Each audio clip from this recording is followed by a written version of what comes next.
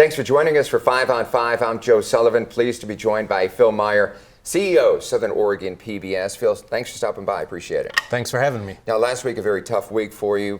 The House passed the vote with the rescissions package going against PBS and NPR. Now it moves to the Senate. Correct. What impact would that have on Southern Oregon PBS if the vote by the Senate goes against PBS and NPR? So for us, the other thing is people need to realize this money doesn't go to PBS or NPR nationally, it goes to local stations. So for us, it's 37% of our budget, so a third. So that's more than our personnel, that's double what we raise for membership. So it'll have a big impact. Our board is meeting later this week to look at a pessimistic version and an optimistic version of our budget for next year and see what that might entail. If you lose 37% of your funding, can PBS Southern Oregon survive in the long term? That's the question, isn't it? We have enough reserves to keep us going for 2 years without federal funding.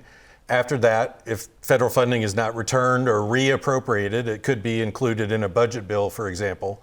We would have to look at alternatives. That could be partnering with other organizations.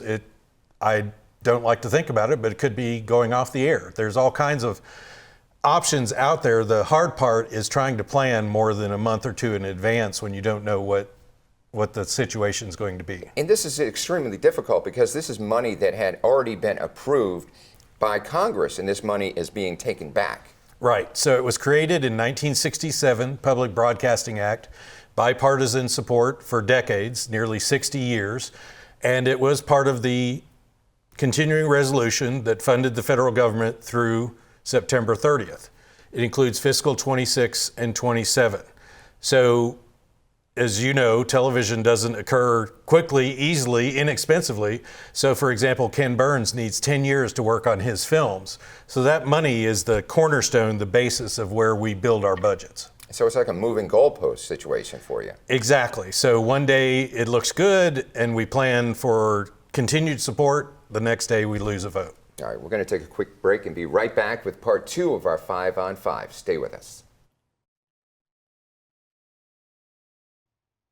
Welcome back to part 2 of our 5 on 5 with Phil Meyer. We're talking about PBS. President Trump has called PBS radical left monsters.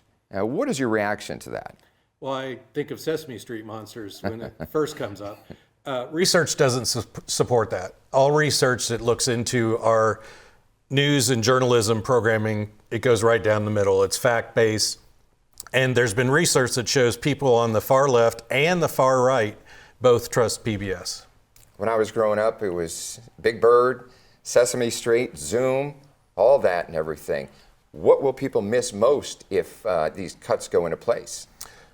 So there's a lot of things that we do that people don't realize. So for example, we are the backbone, PBS member stations are the backbone for the cell phone warning system because we reach 98% of the country.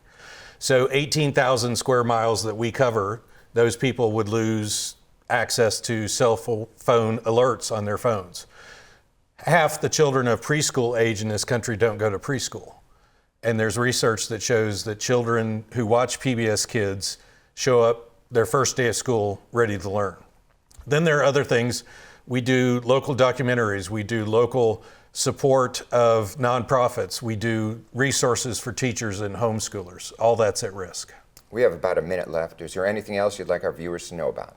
Yes, I've seen on social media some comments, well, why don't you just sell ads? Well, we can't. That's illegal. The FCC license that we have is specifically non-commercial educational. So we are prohibited from selling advertising.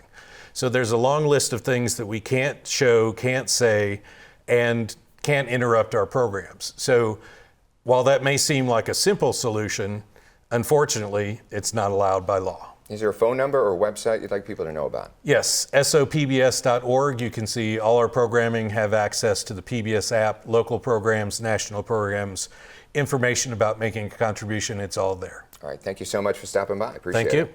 Stay with us. We'll be right back with some more local news.